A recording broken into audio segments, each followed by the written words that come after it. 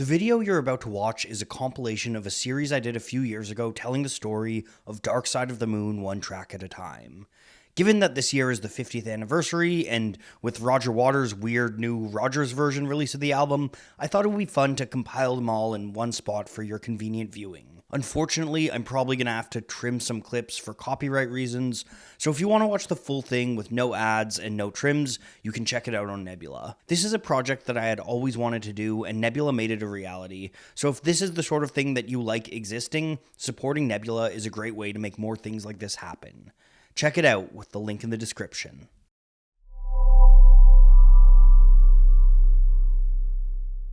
For many people, myself included, Dark Side of the Moon is the crown jewel in Pink Floyd's catalog. The band started recording it in 1972 when their most iconic lineup was at their most productive. They were pushing boundaries and experimenting, making use of cutting-edge technologies at the time, like synthesizers, tape loops, and multi-track recording. And the engineering was done by Alan Parsons, one of the greatest ever to work a studio console. Even the artwork is near perfection, created by the legends at Hypnosis. And on top of all of this, the album is a high-concept lyrical masterpiece that delves into everything that makes up human life. Upon release, Dark Side of the Moon was immediately met with commercial and critical success. It topped Billboard's album chart and stayed there for an incredible 741 weeks. That's 14 years. Taking all this into account, it's no surprise that Dark Side of the Moon is often lauded by fans and critics alike as one of the greatest albums ever recorded. Over the next 8 videos, we're going to take a real close look at why that is. We're going to explore the lyricism, musicality, and history of Dark Side of the Moon, and we're going to try to come to a deeper understanding of why it's so magnificent. Welcome to the Dark Side of the Moon project.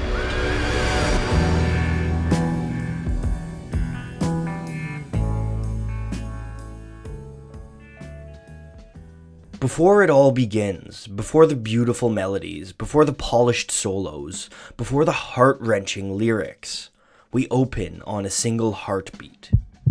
It's a simple touch, but it gets to the humanity that's at the core of Dark Side of the Moon.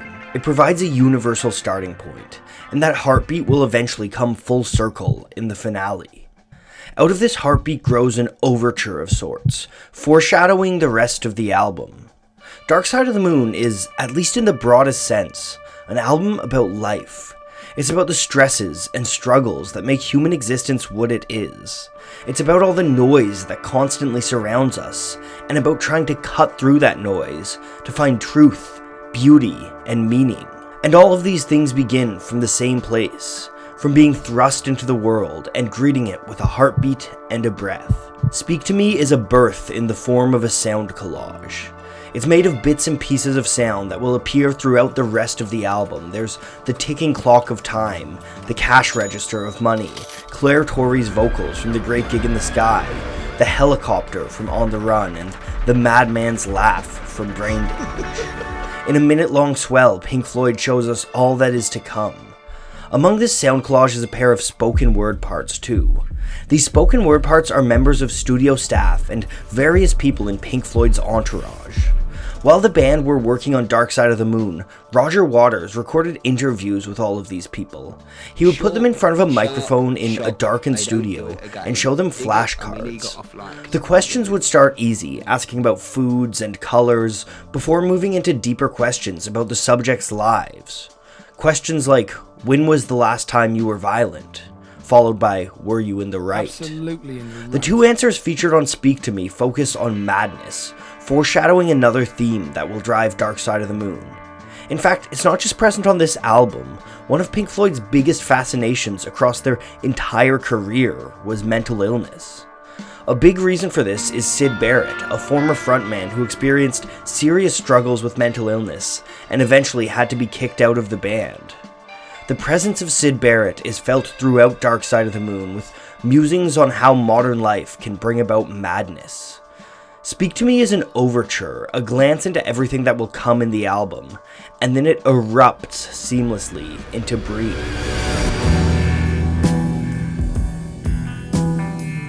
We emerge from the chaos into a mellow piece, a minute of instrumentals before the lyrics open with a simple command. Breathe. Breathe in the air. opening line, "Breathe in the Air," had been used by Roger Waters on another song 3 years earlier, also called Breathe. Waters worked alongside Ron Geeson on that track, which was created for a documentary about human biology called The Body.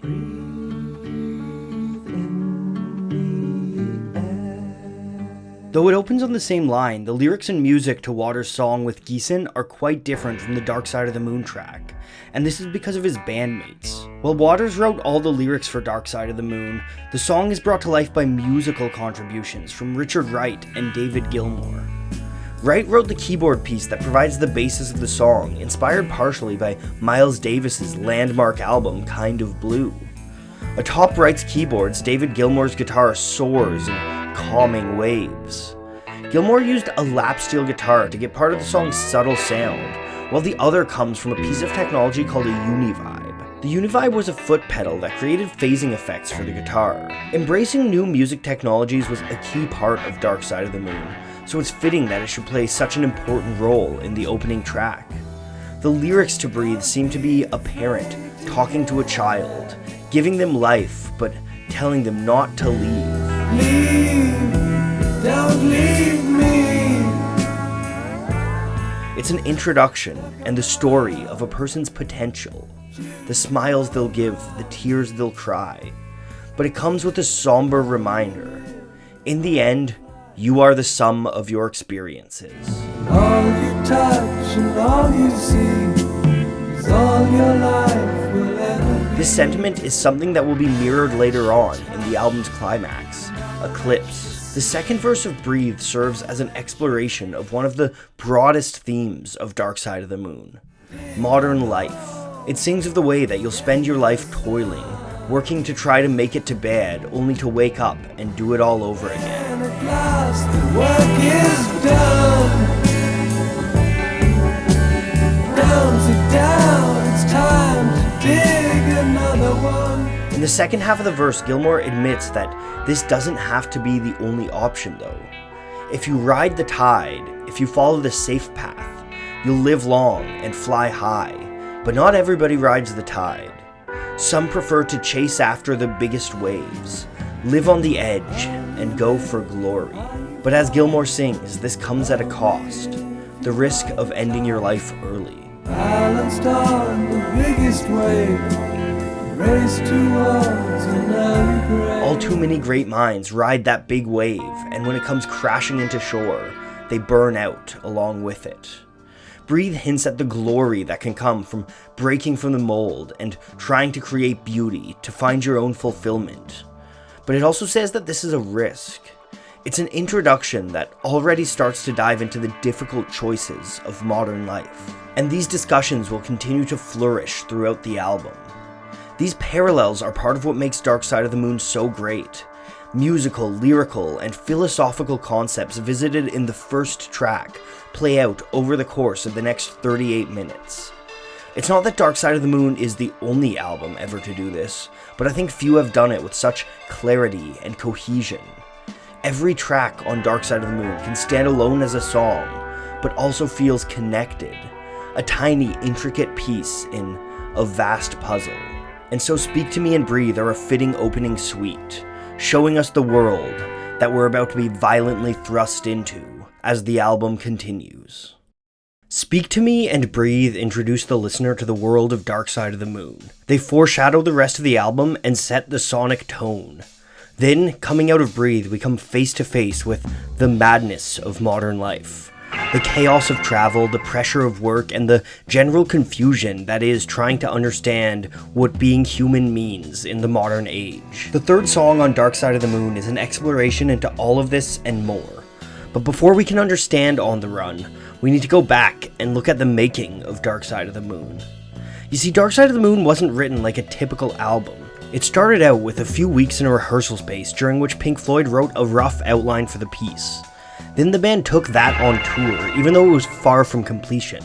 They performed 16 dates in the UK, playing the album in full each night.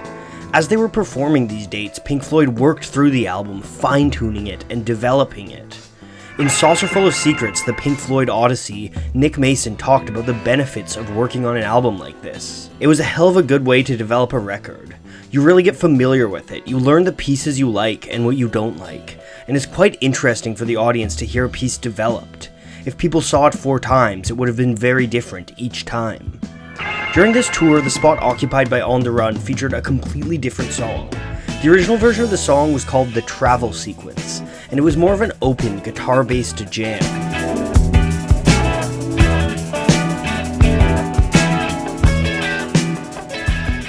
In fact, the Travel Sequence remained for most of the recording of Dark Side of the Moon, but then late in the process, someone brought in an EMS VCS3 synthesizer. When Pink Floyd saw how it worked, the entire band were instantly entranced. They came up with an 8-note sequence that became the basis for an entirely new song. Next, they took that sequence and passed it through a number of filters, modulating it throughout the song and passing it left and right through the mix. The result was something frantic, chaotic, and completely novel. They knew they had a base to build on, and so they replaced the travel sequence, layering all kinds of sounds and strange effects over the synth passage. This frantic chaos became a perfect musical representation of the uncertainty of travel, one of the great stresses of the modern age. One of the audio clips used by the band is a voice going through an airport PA system. The sample is subtle but noticeable, and it places us right in the madness of an airport, groups of people running every which way to get to their gates. I think that the airport is a good setting for the stress, too. It's a place where there's a lack of control over your direction, your schedule, and even your life. It's a purely modern invention, completely removed from our ancestral origins. When you're in an airport, you are not the master of your own destiny. You're putting your time and your life in the hands of strangers. On top of the airport sample, the music itself imitates vehicles thanks to its use of the Doppler effect. The Doppler effect is what happens when a moving object emits waves, in this case sound waves. As an object moves, the waves in front of it will bunch up while the waves behind it spread out.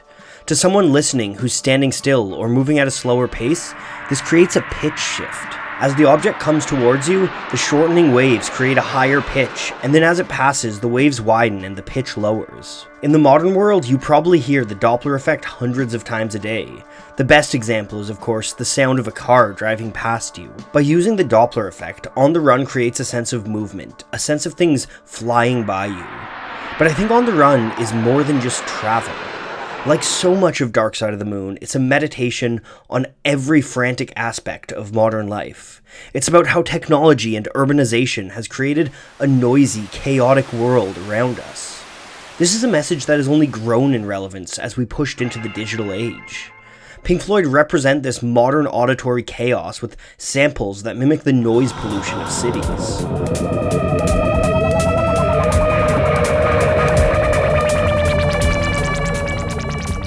A lot of these sounds came thanks to Alan Parsons.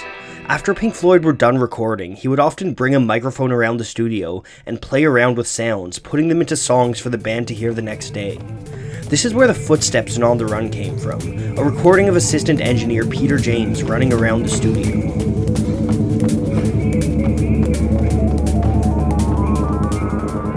Rather than describing anxiety lyrically, this allows you to experience the anxiety orally, and it rattles you deep to your core.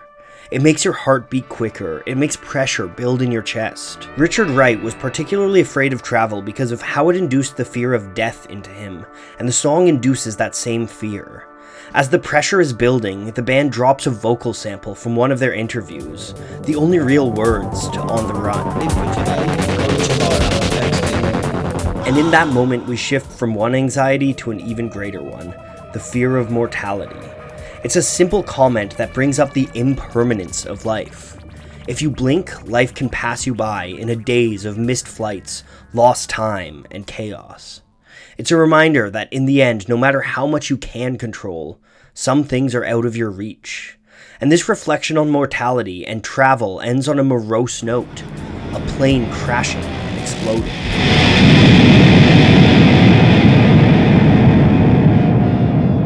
It's a dark end to an intense song, and it brings us towards the middle section of Dark Side of the Moon, where we'll muse further on mortality and try to find some meaning among the chaos of modern life. Every minute of every day, your life is passing you by. All our lives are passing us by, and there's not a thing we can do about it. Minute by minute, second by second, we are all racing towards our own inevitable mortality. It's a scary thought, and one that we often go great lengths to avoid confronting. But on the fourth track of Dark Side of the Moon, Pink Floyd look this thought dead in the eye. Taking away the moments that make up a dull day. Of all the struggles that Pink Floyd talk about throughout Dark Side of the Moon, time is the most universal. No matter who you are, no matter where you live, no matter how rich or how poor you are, you'll always have to face time. And try as we may, none of us will ever truly be able to preserve a beautiful moment in time. No matter what we do, the seconds will keep on ticking. What we can do is try to make the best of what we're given. Try to cherish those beautiful moments before they're washed away like so many grains of sand. And that's the message that Pink Floyd sing on Time. Before we get into that message though, we open with the most jarring moment on all of Dark Side of the Moon.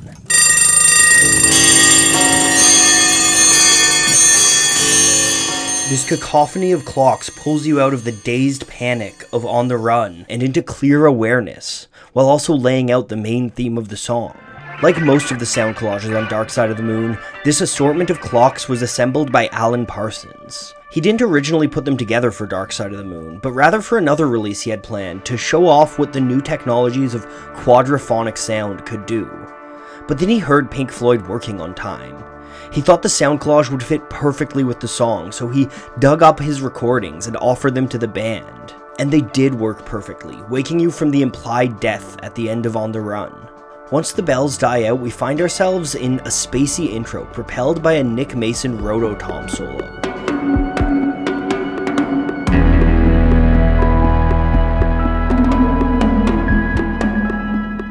Thanks to that solo, Mason got a writing credit on the song, making it the only song on all of Dark Side of the Moon that features all four members as songwriters. As Mason solos, the rest of the band lays down imposing atmosphere, then we break into the first verse. Here we're met with an all too familiar scene for many of us, a bored youth wasting time in a small town. Waiting for someone or something to show you the way. When you're young, time seems to be the last concern in the world. You've got so much time that you're trying to find ways to waste it. You drive around with your buddies making mischief, you lay around in the sun, you fill your days with nothingness as you wait for real life to begin.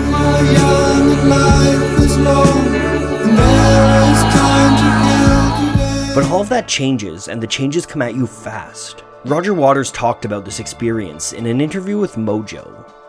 I had the strangest feeling growing up, and I know a lot of people share this, that childhood and adolescence and one's early adult life are preparing for something that's going to happen later. I suddenly thought at 29, hang on, it's happening. It has been right from the beginning. And there isn't suddenly a line when the training stops and life starts. At the end of the first verse, Richard Wright sings that feeling in one of the most heartbreakingly human and real moments of the entire album. No one told you when to run. You missed the starting. From there we jump into a passionate guitar solo by David Gilmour. This eschews typical song structure for rock. Usually solos form the bridge of a song, pushing the momentum towards a finale. But here Gilmour's passion cuts right through the center of the song.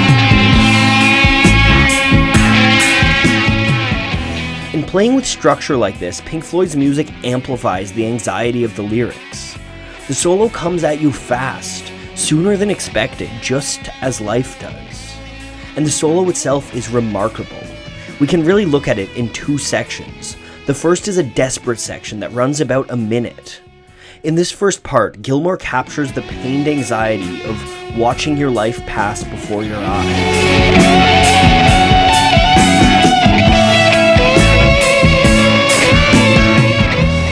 Then a warm chorus of backup singers flood your ears.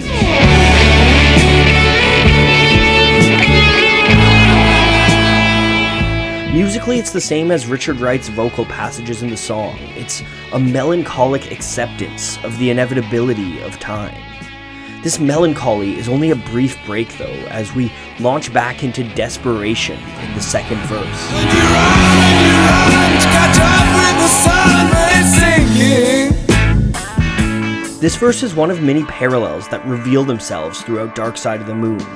Gilmour's singing here echoes the end of the first verse, which was sung by Wright. Both feature images of sunshine and the metaphor of life as running a race. Here though, the race has started and you already find yourself desperately running to catch up, desperately running to find your life. It's the same sunshine that you laid in when you were younger, but its meaning is different. Each time the sun sinks behind the horizon, it marks another day passing. It marks your life ticking away. Shorter of breath, and one day closer to death. Wright's half of the second verse is the opposite of Gilmour's section in the first verse. Where Gilmour sings about wasting time, Wright sings about not being able to find time. He sings of the national spirit of England, how it feels as though everyone is in the same boat, trying desperately to get a grasp of their own life, trying to catch up to time. Hanging on in quiet desperation is the English way. The verse ends with a break of the fourth wall. Wright announces that the song is over, but there's no real resolution, no chorus, no final solo. It just ends. The time is gone, the song is over. Thought I'd something more to say. Once again, the music is reflecting the anxieties present in the lyrics. We don't get any answers to the questions it's asked. We don't get a catharsis. And so it is when you reach the end of your life. You thought you'd have more to say, more to do. We all want to be a part of something big or profound, but in the end we spend so much of our lives wasting time or chasing time. While the song Time ends on this thought, the recording itself has another piece of music stapled to the end, a reprise of Breathe.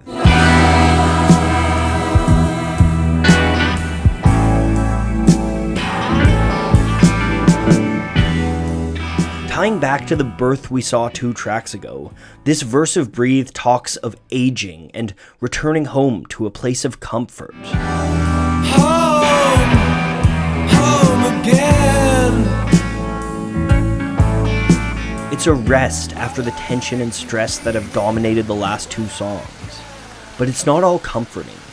The song brings in another image, the tolling of a bell from far away. The iron bell. That bell is an announcement that we're going to keep following the rabbit hole down, deeper into the core of humanity. The tolling bell calls back to the ringing clocks at the beginning, but it also suggests a funeral. It's the shadow of mortality that hangs over all of Dark Side of the Moon. And death comes hand in hand with a new discussion: spirituality, religion, and the afterlife. All of these topics will be explored in the next song, as we push towards the end of Side A. Long before modern life, long before technology and society, long before humans were ever organized into civilization, one fear ruled supreme in the heart of man: the fear of death.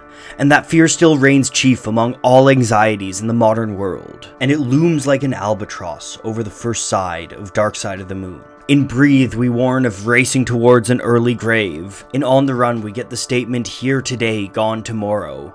And the entirety of Time is driven by the reality of just how short life can be. So it's only natural that the first side of Dark Side of the Moon ends by looking death straight in the eye and asking one of the great questions of human existence: what happens next? The working title for The Great Gig in the Sky was The Mortality Sequence, a name that makes its place in the album abundantly clear.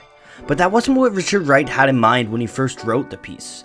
In fact, he didn't particularly have anything in mind, he was just playing around with chords he liked. Those chords proved to be problematic for Pink Floyd in the album's development. The band loved them, they were soft and soothing, but had a kind of latent darkness. They fit perfectly with the musical identity of Dark Side of the Moon, but the band didn't know how to make them fit its philosophical identity. So over the next few months, they took the song that would become The Great Gig in the Sky through a number of iterations. First, it was the Religion song, which heavily featured church organ. This organ was paired with recordings of people reading various Bible verses.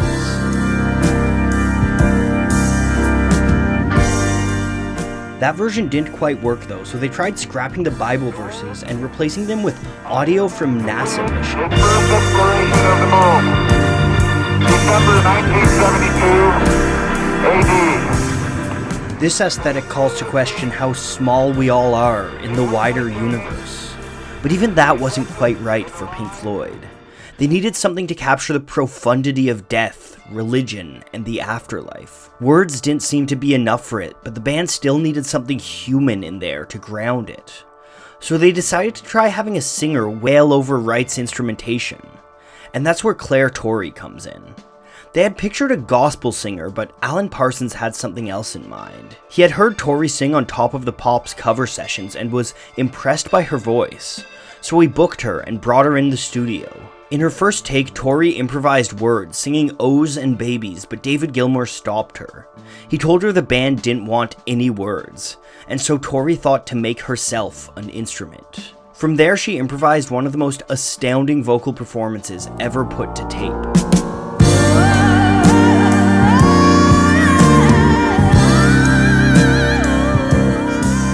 Pink Floyd had their mortality sequence. The song itself is divided into two main sections. The first is loud and pained. Torrey's screams sound like someone's soul being torn out. It's a representation of the fight against mortality. With Nick Mason's thumping drums, it's a defiant resistance against the inevitable. Then, midway through, the song slows and quiets into a dark acceptance of your fate.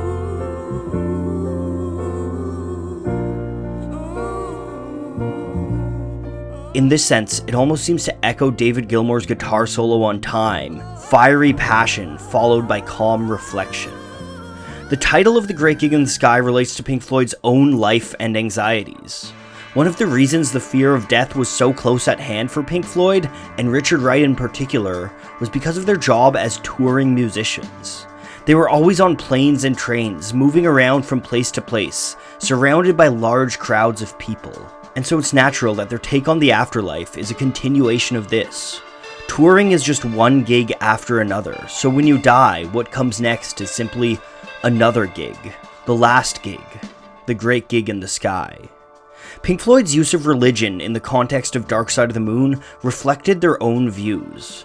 Religion is intensely tied to mortality in Dark Side of the Moon, but it also sits alongside criticisms of greed and war. Both Gilmour and Roger Waters have been vocal about their atheism throughout their career. Gilmour once said, "I'm an atheist, and I don't have any belief in an afterlife. You could say that I'm resigned to the fact that this wonderful life that we get here is it." With this taken into account, the name The Great Gig in the Sky carries a deep irony to it. For Pink Floyd, there is no real great gig, and that's a fact that makes death more terrifying, but it also makes life more meaningful. They lean into this irony with the vocal samples they use to open and close the song. And I am not frightened of dying. Any time will do, I don't mind. Why should I be frightened of dying? See no reason for it, you gotta go sometime. That clip was said by the doorman at Abbey Road Studios, Jerry O'Driscoll, and it adds a kind of tongue-in-cheek quality to the song. The Great Gig in the Sky is a song about the fear of death, nestled in the middle of an album about the stresses and terrors of humanity. And yet the only words in it are about why you shouldn't fear death. The nonchalance with which Driscoll talks about death creates a stark juxtaposition when placed next to the power of the music.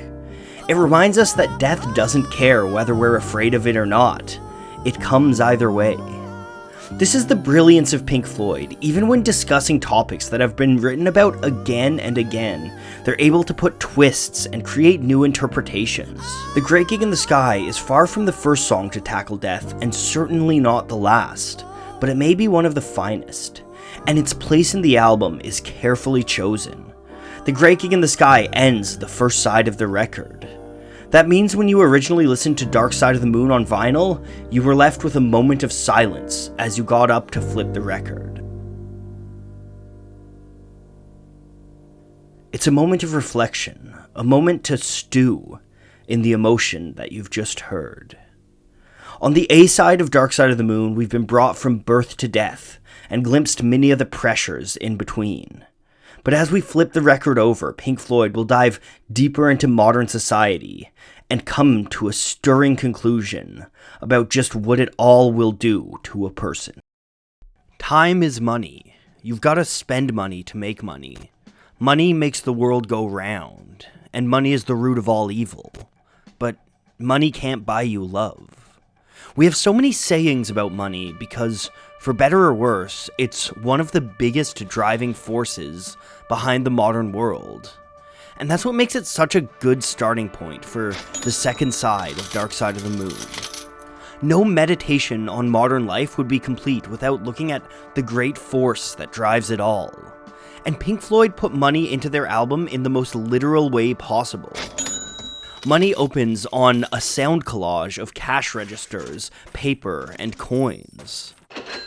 Unlike most of the sound collages on Dark Side of the Moon, this actually wasn't put together by Alan Parsons, but instead by Roger Waters himself. And I think that today we may take for granted the ingenuity and effort that went into making that sound collage. In a digital workstation, you could throw together a similar loop in just 5 minutes, but Waters wasn't working digitally. To create that loop, he individually cut up 7 pieces of tape and spliced them together by hand. The result was a long piece of tape, by some accounts as long as 20 feet. This length meant that in order to run the tape through the recorder, they needed to run it around a microphone stand. This kind of studio innovation was paired with musical innovation. One of the most distinct aspects of Money is its 7/4 time signature. That gives the song an energy and swagger that are a rarity on Dark Side of the Moon. And that bass riff complements the lyrics perfectly.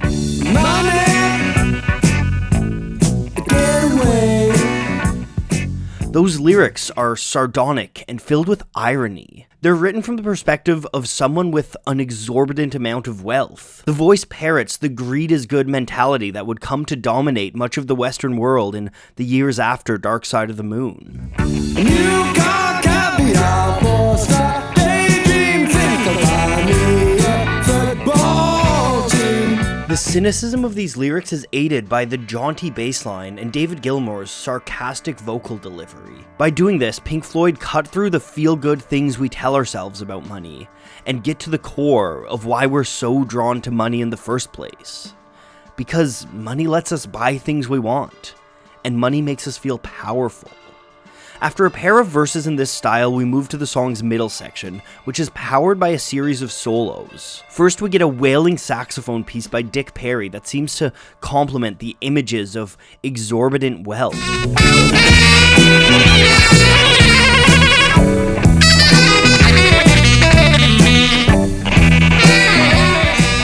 Then the song shifts to 4/4 time, and David Gilmour pulls out a heavy, dark solo, one of the most iconic of his career. Gilmour's solo goes through 3 movements, each of which has its own distinct vibe. Gilmour described the sound of the first solo as wet, soaking it in the reverb and delay that defines so much of Dark Side of the Moon's sound.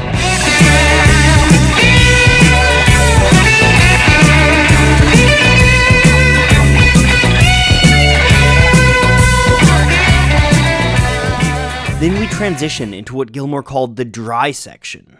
In contrast with the space of the first solo, the second section is small and compact.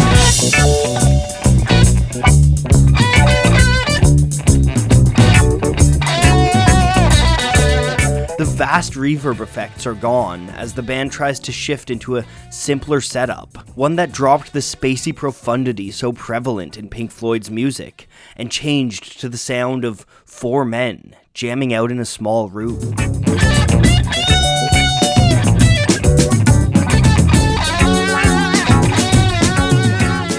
For the solo's final movement, the effects come back in dramatic fashion. Gilmour switches from his Stratocaster into a custom Lewis guitar that lets him belt out soaring high notes.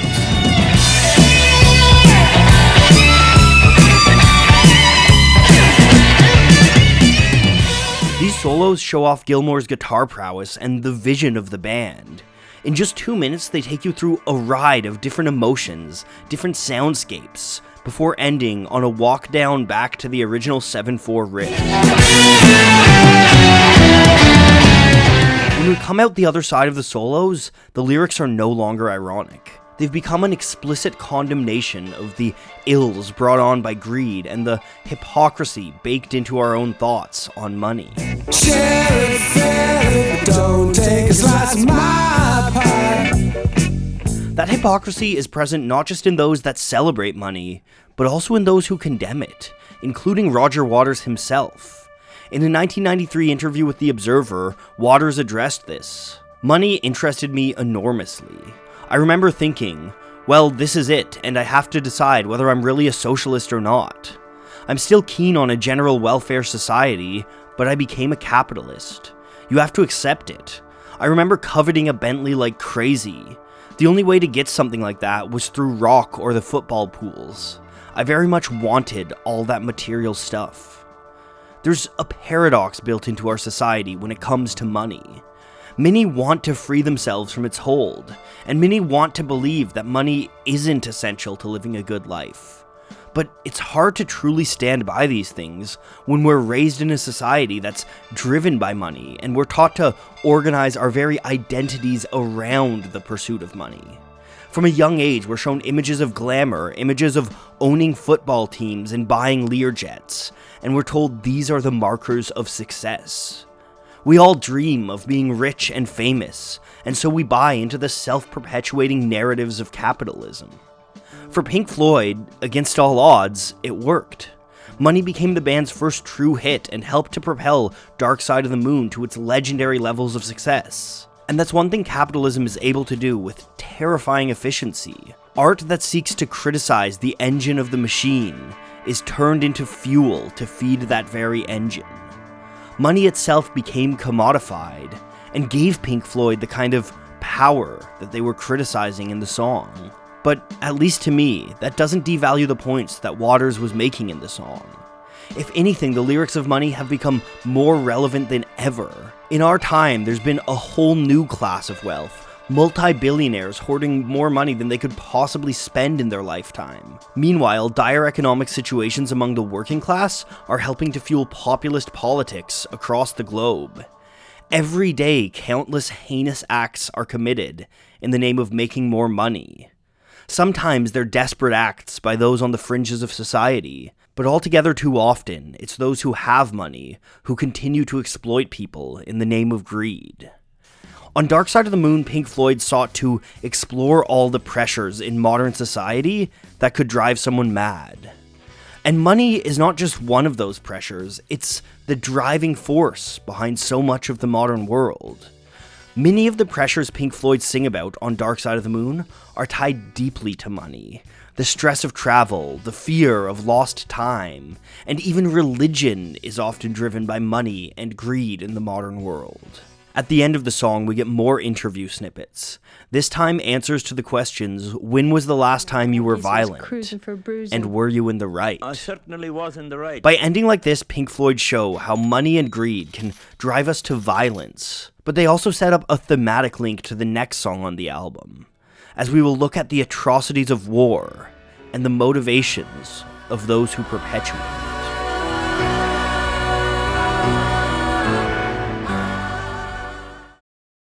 The history of humankind is a history of conflict. The means of conflict may change, as may the justifications, but the conflict remains. On an individual level and on a societal level, we are always at war with one another. When it came time to approach this complicated topic on Dark Side of the Moon, Pink Floyd did so with a leftover piano piece and a calm, meditative hand. The result was Us and Them, one of the most raw, most human moments on all of Dark Side of the Moon. A lot of that emotion is thanks to Richard Wright, who wrote the piano piece at the core of the song. Originally, that piece had no lyrical accompaniment. Instead, it was written as part of the score to Michelangelo Antonioni's film, Zabriskie Point. Shot throughout 1968 and 1969, Zabriskie Point was a piece of countercultural filmmaking that explored the radical youths of the hippie movement. Fittingly, Antonioni recruited psychedelic bands to score the movie, including Kaleidoscope, The Grateful Dead, and of course, Pink Floyd. So Wright wrote a piano piece that he dubbed the Violent Sequence. That piece reflects on a lot of Wright's personal influences, particularly in the realm of jazz. Unlike most of his bandmates, Wright was a student of jazz, and in particular, of Miles Davis. Wright was drawn to the way Davis's music moved slowly, drawing the emotion out of each and every note. The jazz influence comes through clearly when you see the chords that make up Us and Them. Rather than the straightforward chords of rock and roll, Wright built the song around strange, ambiguous chord centers. The result of all of this was a song that was calm, but dark, and stunningly beautiful.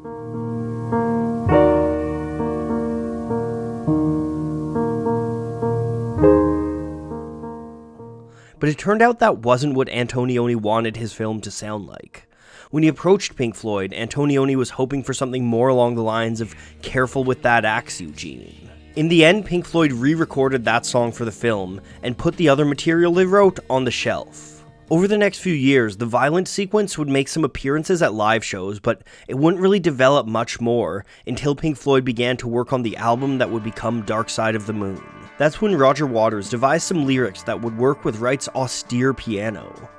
Like Wright's music, those lyrical passages are wide open and minimal.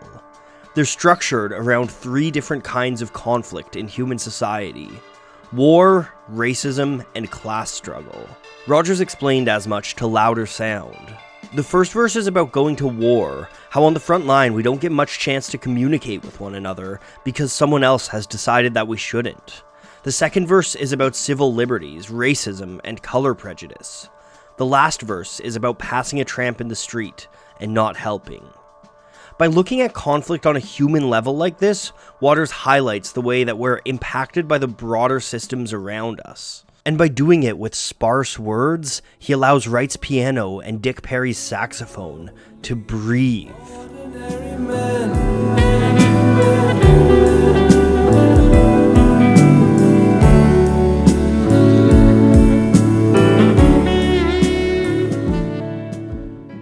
This was part of a concerted effort by Waters to simplify his lyrics. Gilmour explained this to Louder Sound. Roger tried, definitely in his lyrics, to make them simple, straightforward, and easy to understand, partly because people read things into other lyrics that weren't there. The first verse of Us and Them is the most straightforward. It's a look at war from the perspective of unwilling soldiers. God only knows it's not what we would choose to do.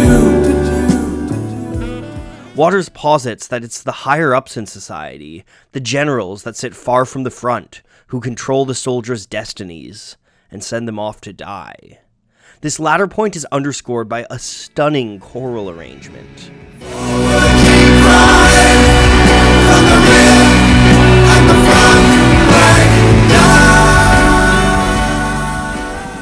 That arrangement is a careful balance of harmony between the members of Pink Floyd and the backup singers. Gilmour elaborated to Ultimate Classic Rock. I don't know how many harmony vocals, then the girls on top. It's really great, really uplifting. You can move one element a fraction and the whole thing falls to pieces. The end result is something powerful and religious. It has a new dimension to the lyrics. Just as people devote their entire lives to religion, many people devote themselves to the perceived binaries in life. We coalesce into in-groups and form our identities around who we perceive to be like us and who we perceive to be like them. Of course, in the end, most of these things are completely arbitrary, and that's what Rogers writes about in the second verse. And who knows which is which, and who is who. In the back half of the second verse, Rogers reflects on the military once more, this time the way that propaganda is used to create divisions that encourage people to kill their fellow man.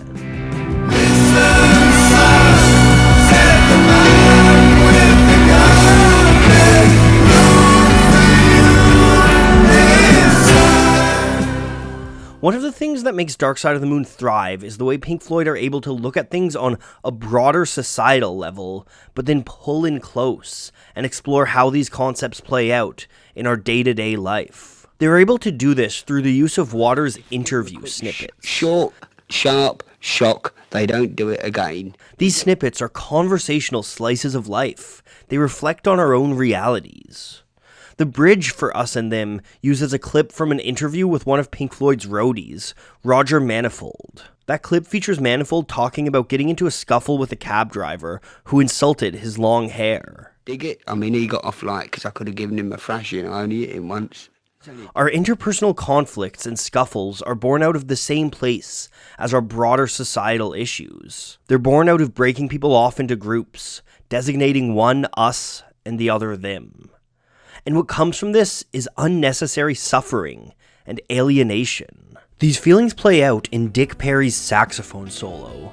It starts as a slow lament, but grows to something huge and profound, a heart-wrenching wail about the conflicts within our society.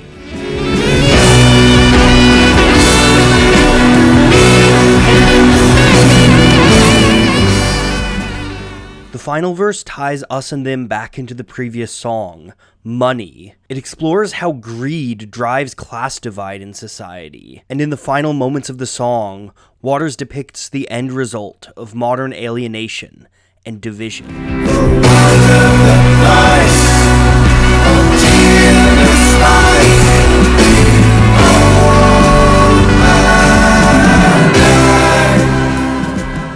The weight of modern society, which Pink Floyd have sung about the entire album, makes it hard for us to focus on the suffering of individual human beings around us.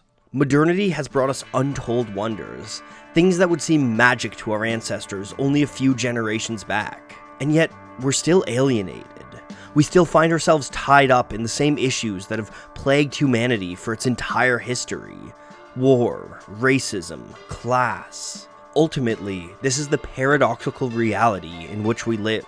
We have more than we ever could have asked for, but it's paid for with the price of other human lives, and it's paid for with the price of our own mental health. Us and Them pushes toward the final movement of Dark Side of the Moon. Having looked at all of the stresses and pressures that define the modern existence, Pink Floyd prepare to explore the cost of modernity in the album's final few songs. According to legend, when Henry Ford first released his Model T car, he told customers, "You can have it in any color you like, as long as it's black." Decades later, Roger Waters came about that same joke by way of a merchant who sold wares out of the back of his van in Cambridge. The merchant would offer up sets of china, saying, "You can have them all, any color you like, they're all blue." In an interview with Phil Rose, Roger Waters described what that sentiment meant to him. It denotes offering a choice when there is none. And it's also interesting that in the phrase, "any color you like, they're all blue," I don't know why, but in my mind, it's always "they're all blue." Which, if you think about it, relates very much to light and dark, sun and moon, good and evil. You make your choice, but it's always blue. In the modern age, more people than ever have choice in how they live their life. In the entire history of mankind, never have so many people had the freedom to choose where they live, what they eat, how they dress, what media they consume. But still, so much of our lives are out of control. We have no say in the place we're born and raised, or the class we're born into. We have no say in the color of our skin, or in the people we love. And we have no say in everything that goes on around us. Pandemics and natural disasters, wars and economic recessions can and do wreak havoc in our lives at any given time. So in the modern age, though it may feel like we have a whole spectrum of color to choose, in the end, they're all blue. And that illusion of choice is the core theme of Any Color You Like. And given that the song is an instrumental, understanding its title is key to understanding the role it plays on the album. Though David Gilmour claimed that Any Color You Like has little impact on the wider narrative of the album, Waters said it still plays into that scope. To understand how Any Color You Like slots in, I think it's important to look at the track sequencing of Dark Side of the Moon. The album was created not as a collection of songs, but instead as a cohesive unit. When viewed through this lens, you can see the role that Any Color You Like plays in the musical flow of the album. It serves to transition us from the discussions of modern life to the revelation of what it'll do to the human mind. But even as Any Color You Like prepares us for the end of the album, it also looks back on where we've come. The music of Any Color You Like is built around the same rhythm as Breathe.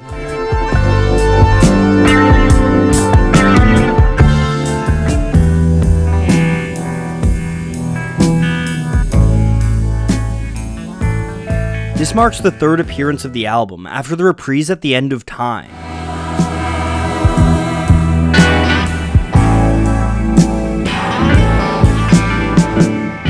In a lot of ways, this rhythm is the beating heart at the center of Dark Side of the Moon.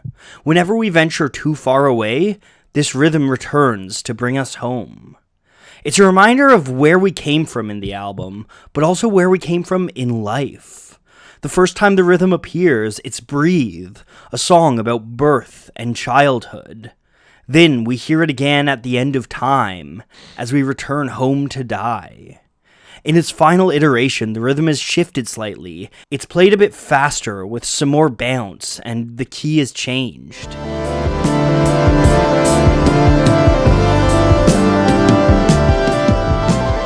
There's a kind of joy and freedom to Any Color You Like. In an album so meticulously planned, it's freeing to hear Pink Floyd let loose and tear out an impulsive jam. And perhaps more than any other song on the album, Any Color You Like pairs perfectly with its iconic artwork. Dark Side of the Moon may have the single most iconic album cover in music history. It's elegant and simplistic, but it also seems to hint at a profound mystery. The artwork was designed by Hypnosis, a creative house led by Storm Thorgerson and Aubrey Powell. Hypnosis were good friends with Pink Floyd and are responsible for the look of almost all of the band's discography. In the case of Dark Side of the Moon, they were given simple directions by Richard Wright. Do something clean, elegant, and graphic. They came up with a few concepts, including one that featured the Silver Surfer, but then Thorgerson found a picture of a prism refracting light. It reminded him of the laser light shows that had become a key part of Pink Floyd's performances. But there was a deeper meaning too, as Thorgerson explained to the Rolling Stone. I think the triangle, which is a symbol of thought and ambition, was very much a subject of Roger's lyrics, so the triangle was a very useful icon to deploy. This triangle motif was repeated throughout the entirety of the album's packaging. Inside of the album, Hypnosis put inserts including stickers and an infrared photograph of the pyramids of Giza taken by Thorgerson himself. Some of the album artwork was also built around suggestions by the band. It was Roger Waters who suggested the prism be flipped and continued across the gatefold. He also suggested the inside artwork, the peaks of a heart monitor graph. When taken as a whole, the packaging of Dark Side of the Moon reflects the themes of the album, and it also captures the dark and mystifying mood of the music. When it comes to Any Color You Like, the cover plays right into the moral of the title. Because at the end of the day, the modern age has given us myriad colors to choose from, myriad paths to walk down. But in the end, all paths lead to the same inevitable destination. And in the end, all colors are really just different parts of the same light. And as well as exploring the illusion of choice, Any Color You Like functions as a very important transition. We've looked at some of the major forces in modern life, and in the final two songs of the album, we'll explore what these forces will do to the human mind. Madness, insanity, lunacy. Human societies have given mental illness a lot of labels over the years. Most of these terms are packed with stigma and have done more to harm than help those that struggle with mental illness. And with each new label, people have ascribed new causes. People have thought mental illness was caused by supernatural forces, by imbalances in the humors, or even by staring at the moon. In Dark Side of the Moon, Pink Floyd put forth their own take on mental illness. They say that it is an inevitable result of our modern existence. Pink Floyd have come to this conclusion in part because of their own personal experiences through their friend and bandmate Syd Barrett. Syd Barrett was a musical visionary and a founding member of Pink Floyd. He fronted the band for their first album, Piper at the Gates of Dawn, and contributed to their second, A Saucerful of Secrets. He was, by all accounts, a cheerful, quirky man and was relentlessly creative. But in the fall of 1967, all of this began to change.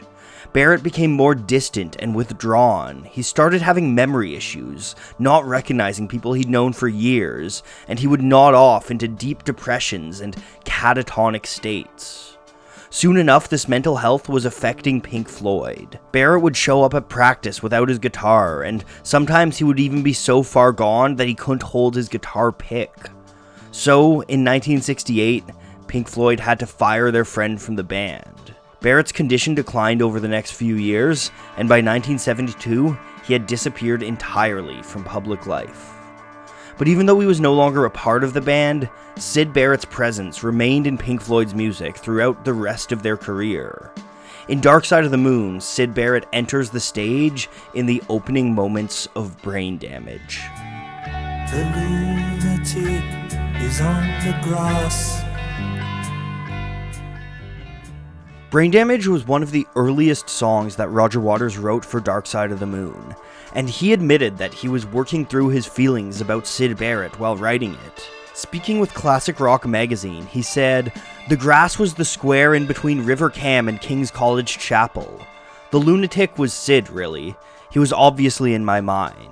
Throughout Brain Damage, Roger Waters works through the perception of lunacy in society. Why is it that those who step off the prescribed path, those who are willing to walk on the grass, are ostracized from society? In the second verse, we see an even more insidious pattern developing. You raise the blade, you make the change, you rearrange me till I'm sane. The rest of Dark Side of the Moon has painted a bleak image of our modern capitalist society. We're thrust into a world against our will and find ourselves whisked into a lightning-pace existence. We fight each other over petty squabbles while the old power structures remain. We chase time, pray for money, and make constant, meaningless choices, all with the specter of death hanging over our head. And when all of this breaks you and you can no longer function under the alienation of the modern world, you're either forced to conform or locked away from society entirely. Declarations of mental illness have long been used as an excuse to discredit and lock up people challenging unjust systems. In Brain Damage, Waters is associating himself as someone willing to challenge our social structures with his mentally ill friend, Syd Barrett. And while it is specifically about Barrett, if we pull back, it's about more than just him. Waters is challenging a society that is devoid of empathy for any on the fringes. The verses of Brain Damage and their exploration of lunacy gave Dark Side of the Moon its original subtitle, A Piece for Assorted Lunatics. And fittingly, it's the chorus of Brain Damage that gives the album its final name. And if your head explodes without forebodings too, I'll see you on the dark side of the moon. The chorus of Brain Damage is an outreach to those on the fringes, those who live on the dark side of the moon. Roger Waters and all of Pink Floyd are admitting that the modern age has driven them to their wits' end as well. It's beaten them down and left them despondent, stolen their friends and left them with demons of their own. Waters says as much in Pink Floyd, Bricks in the Wall. The line, "I'll see you on the dark side of the moon," is me speaking to the listener, saying, I know you have these bad feelings and impulses because I do too, and one of the ways I can make direct contact with you is to share with you the fact that I feel bad sometimes. The descent to the dark side of the moon plays out in the music of Brain Damage as well. In the verses it's slow and quiet, but the chorus is a triumphant stereo soundscape, calling back to the huge choral arrangements during the album's most spiritual moments.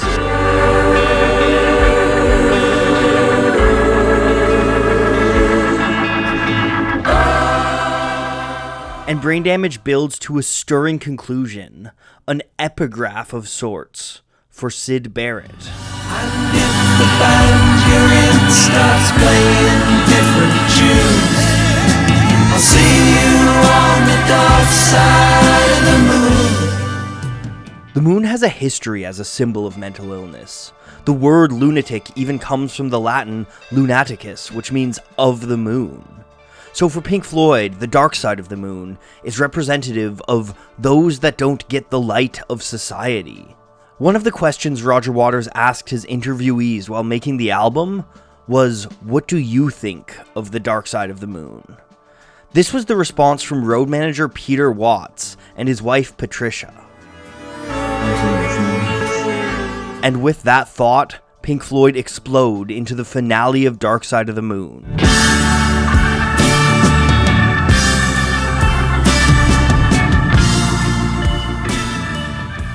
When the lyrics start, we're thrown back to the beginning of the album, a warning put forth in its opening suite. All you touch and all you see is all your life will ever be. All your life will ever be. All that you touch and all that you see, all that you taste, all you feel. After exploring all that society asks of you, exploring all that the human mind demands of itself, Pink Floyd are reminding you that, in the end, you are the sum of your experiences and actions, and nothing more. Eclipse is a mantra of sorts, and the music plays into this religiosity. It's aided by stunning vocal arrangements provided by Doris Troy, Leslie Duncan, Liza Strike, and Barry St. John. You say, and all that you eat, and everyone you meet, and all that you slight. Eclipse was one of the last pieces written for Dark Side of the Moon. The band knew the album needed a finale, and so Waters looked back on the album and wrote a piece that would encompass all of the themes and tie it all together. He explained these themes in Pink Floyd, Bricks in the Wall.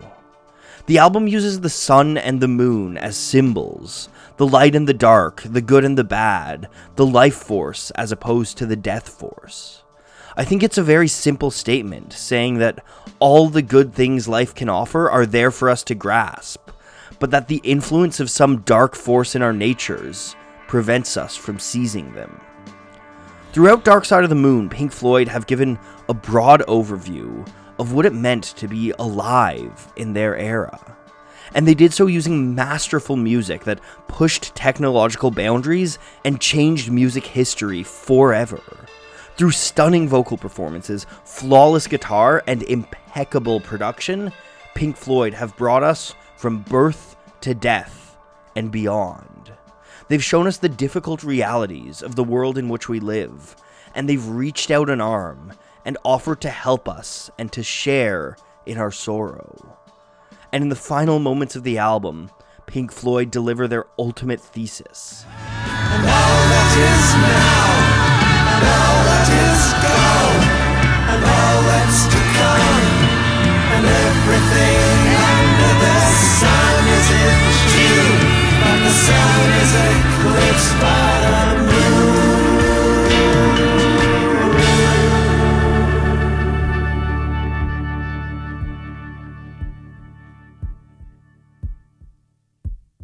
It's a simple message, but one that still resonates to this day.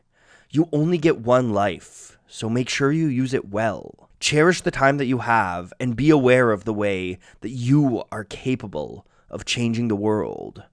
Show empathy for your other human beings, and be aware of the 1,000 forces constantly pushing and pulling on your own life. And never forget that while it may seem distant now, you never know when the eclipse will come. And even if you've lived your whole life in the sun, you never know when you might find yourself on the dark side of the moon.